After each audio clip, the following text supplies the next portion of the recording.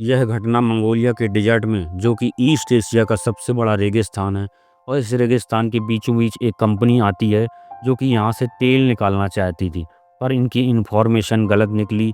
यहाँ कोई तेल नहीं होता है, जिसके बाद यह अब यहाँ से वापस जाने का निर्णय लेते हैं और इनको वापस ले जाने के लिए यहाँ पर एक प्लेन भेजा गया, जिस प्लेन के पायलट का नाम फ्रैंक होता है और उसके साथ उसका को पायलट भी था। और अब सभी वर्कर्स अपना अपना सामान लेकर जहाज़ में बैठ जाते हैं और जहाज़ में बैठकर अपने शहर शंघाई के लिए निकल पड़ते हैं। लेकिन कुछ ही देर के बाद उनके इस सफ़र के दौरान एक बहुत बड़ा तूफान आना शुरू हो जाता है, जिसे देखकर को पायलट कहता है कि हमें अपने प्लेन को एक बार लैंड करा देना चाहिए और तूफान थमते ही हम दोबारा उड़ान भर लेंगे। लेकिन फ्रैंक उसकी बात नहीं मानता और इसी वजह से यह उस तूफान में फंस जाते हैं।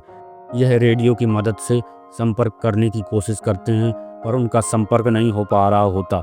इसी दौरान उनका एक इंजन भी खराब हो जाता है और अब फ्रैंक इमरजेंसी लैंडिंग के लिए तैयार हो जाता है, पर उसे आगे कुछ भी दिखाई नहीं दे रहा होता। और उनका प्लेन भी जैसे नीचे उतरने वाला होता है तो उनके प्लेन का पिछला हिस्सा एक चट्टान से टकरा जाता है और पीछे का दरवाज़ा खुल जाने के कारण एक वर्कर नीचे गिर जाता है, जिससे उसकी मृत्यु हो जाती है। और अब इनका प्लेन रेगिस्तान की रेत में घिसटता हुआ आगे तक जाता है और जब प्लेन रुकता है तो उसके अंदर 2 और वर्कर्स की डेथ हो चुकी होती है।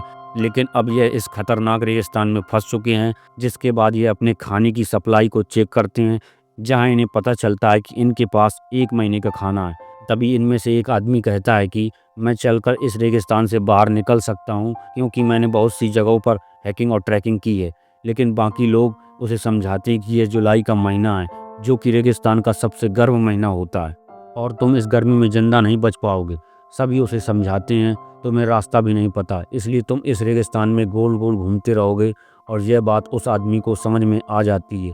अब उसी रात जब यह सभी सो रहे होते हैं तो बाहर तूफान के कारण मौसम खराब हो जाता है और तभी इनमें से एक आदमी, जिसका नाम डेविड होता है, वह बाहर टॉयलेट के लिए निकलता है। लेकिन तभी उसका पैर एक पत्थर से टकरा जाता है, जिसकी वजह से वह रेत में लुढ़कता हुआ नीचे गिर जाता है और तूफान में अब उसे कुछ भी दिखाई नहीं देता, जिससे वह रास्ता भटक जाता है। और अब जब सुबह सभी वर्कर्स उठते हैं तो वे देखते हैं कि उनका एक साथी गायब है।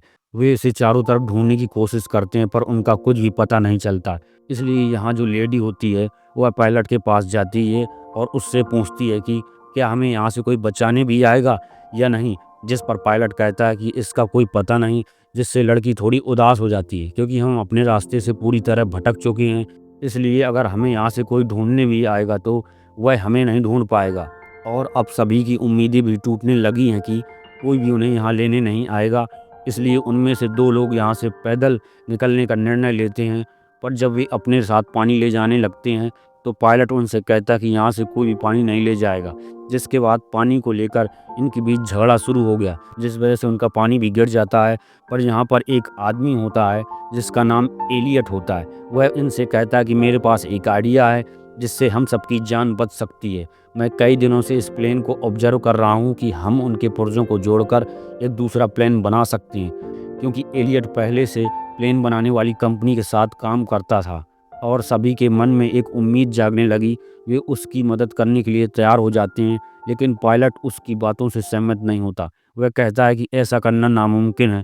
और अगले दिन उनमें से एक आदमी वहाँ से निकल जाता है, पर वहाँ पर जो लेडी होती है वह उसे ढूंढने के लिए उसके पीछे जाने लगती है। लेकिन पायलट उसे रोकता है और खुद उस आदमी के पीछे निकल जाता है।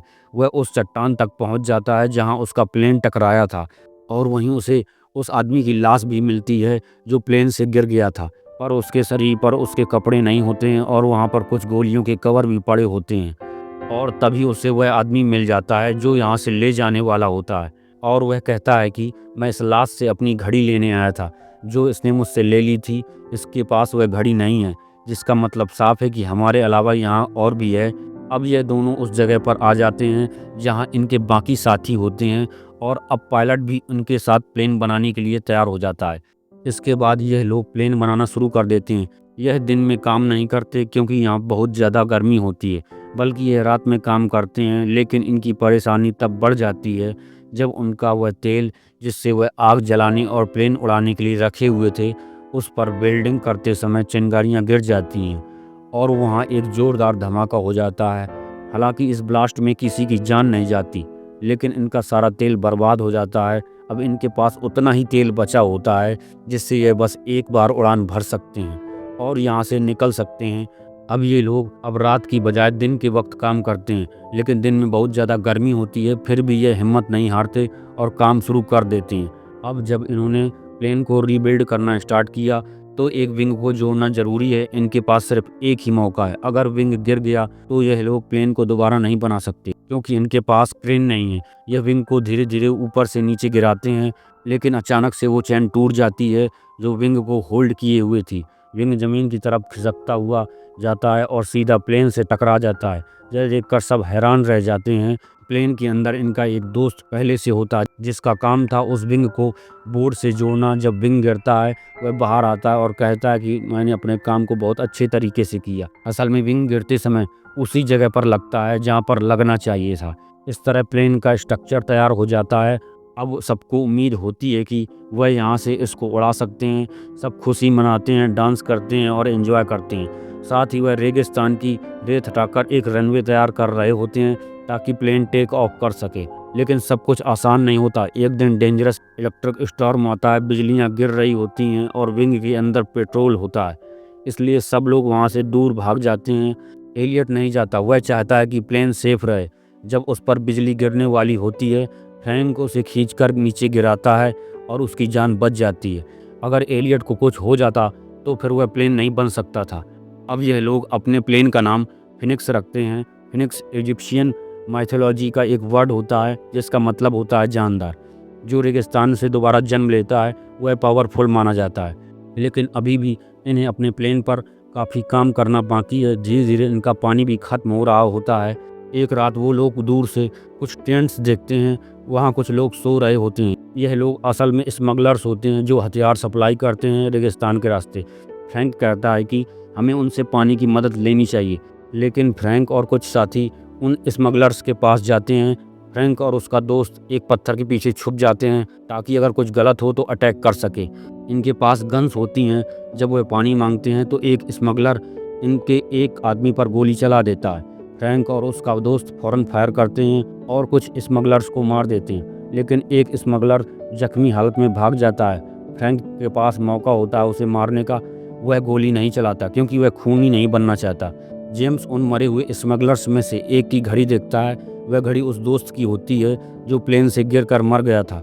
इसका मतलब यह है कि यह वही स्मगलर्स हैं जो पहले भी यहाँ आए थे। अब एक जख्मी स्मगलर्स को यह लोग अपने प्लेन के पास ले जाते हैं। कुछ लोग कहते हैं कि उसे मार दिया जाए, लेकिन फ्रैंक मना करता है। जब सबके बीच बहस हो रही होती है, एलियट अचानक उस स्मगलर्स को गोली मार देता है। इस पर फ्रैंक और एलियट के बीच बहस शुरू हो जाती है। एलियट फ्रैंक को दोष देता है। वह कहता है कि तुम पायलट थे, तुम्हारी वजह से हम यहाँ फंस गए हैं, तुम्हारी वजह से हमारा एक साथी भी मर गया।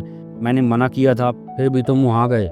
यह बात सुनकर फ्रैंक को गुस्सा आ जाता है। वह एलियट को एक जोरदार पंच मार देता है। अब एलियट नाराज हो जाता है क्योंकि उसकी ईगो हर्ट हो जाती है। वो कहता है कि मैं अब प्लेन नहीं बनाऊंगा, जितना काम मुझे करना था मैं कर चुका हूँ। मैं यहाँ 10 लोगों के बराबर काम करता हूँ और तुम सिर्फ आराम करते हो।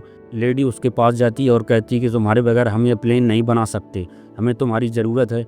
एलियट कहता है अगर सब लोग मुझसे रिक्वेस्ट करेंगे तभी मैं काम शुरू करूँगा। फिर सब लोग, यहाँ तक कि फ्रैंक भी उससे रिक्वेस्ट करता है। फ्रैंक कहता है कि तुम ही यहाँ के बॉस हो, कृपया इस काम को करो। एलियट मान जाता है। फिर सब मिलकर दोबारा से प्लेन बनाने के काम में लग जाते हैं। एक दिन यह लोग दूरबीन से देखते हैं कि वह स्मगलर जो भाग गया था अब अपने दोस्तों के साथ वापस आ गया है, लेकिन वह आगे नहीं बढ़ते क्योंकि वह जानते हैं कि इन लोगों के पास अब उनके ही हथियार हैं। स्मगलर्स को पता होता है कि इनका पानी और खाना जल्दी खत्म हो जाएगा और जब ये कमज़ोर हो जाएंगे तो वह हमला करेंगे। ये लोग और भी तेज़ी से काम करना शुरू कर देते हैं। आखिरकार उनका काम कंप्लीट हो जाता है। तभी फ्रैंक को एक मैगजीन मिलती है जिसमें कई तरह के प्लेन्स के मॉडल होते हैं। पता चलता है कि एलियट ने प्लेन का मॉडल इन टॉय मॉडल्स को देखकर बनाया था। दरअसल वो छोटे छोटे उड़ने वाले मॉडल प्लेन्स बनाया करता था, लेकिन कभी भी एक बड़ा रियल प्लेन नहीं बनाया। यह सुनकर सबको गुस्सा आ जाता है, खासकर अयान को। वह एलियट के सर पर गन रख देता है और कहता है तुम हमें बेवकूफ़ बना रहे थे, यह प्लेन कभी नहीं उड़ेगा, तुमने पहले कभी इतना बड़ा प्लेन बनाया ही नहीं। लेकिन एलियट कहता है कि मुझे यकीन है कि यह प्लेन उड़ेगा। हाँ, मैं छोटे रिमोट कंट्रोल्ड प्लेन्स बनाता था, लेकिन उनमें बैलेंस ज़्यादा ज़रूरी होता है। फ्रैंक अयान को रोक लेता है, तभी तूफान आ जाता है। जब तेज़ हवाएं चलती हैं तो प्लेन अपने आप हल्का हवा में उठने लगता है। सब समझ जाते हैं कि यह प्लेन सच में उड़ सकता है। उनके दिलों में जो उम्मीद मर चुकी थी वह फिर से जिंदा हो जाती है। लेकिन यह रेगिस्तान का तूफान था जो प्लेन्स को पूरी तरह रेत से ढक देता है। तूफान के बाद सब उदास हो जाते हैं। फ्रैंक कहता है कि हमने इसे मेहनत से बनाया है, हम इसे यहाँ से उड़ाकर ले जाएंगे। सब लोग मिलकर प्लेन को रेत से निकालने लगते हैं और खींचकर उस जगह पर ले जाते हैं जहाँ रेत नहीं होती। वह लोग प्लेन को स्टार्ट करते हैं। प्लेन स्टार्ट होता है लेकिन तुरंत बंद हो जाता है। बहुत बार ट्राई करते हैं और आखिरकार प्लेन चल पड़ता है। प्लेन का इंजन गरजता है। स्मगलर्स इनकी आवाज़ सुनकर घोड़ों पर हथियार लेकर इनकी तरफ भागने लगते हैं। सब लोग प्लेन के ऊपर चढ़ जाते हैं और विंग्स से लटक जाते हैं। दरअसल इस प्लेन के डिज़ाइन में अंदर बैठने की जगह नहीं होती। इन्होंने एक बड़े प्लेन के हिस्से से छोटा प्लेन बनाया होता है। प्लेन रनवे पर भागता है और पीछे से स्मगलर्स गोलियां चला रहे होते हैं, लेकिन किसी को भी गोली नहीं लगती। जैसे ही रनवे खत्म होता है स्मगलर्स को लगता है कि यह लोग गए काम से, लेकिन अगले ही पल उनका फिनिक्स उस खाई से उड़ जाता है। सब लोग खुशी से झूम उठते हैं। महीनों की मेहनत आखिरकार कामयाब हो गई। इस तरह से यह लोग मौत की मुँह से उस खतरनाक रेगिस्तान से निकल जाते हैं जहाँ से बचकर निकलना नामुमकिन था। एलियट की फ़ोटो मैगजीन पर छपती है जहाँ पर लिखा होता है कि नासा की नई उम्मीद। अगर आपको हमारा वीडियो पसंद आया हो तो लाइक करें, शेयर करें और कमेंट करें। मिलते हैं नेक्स्ट वीडियो में।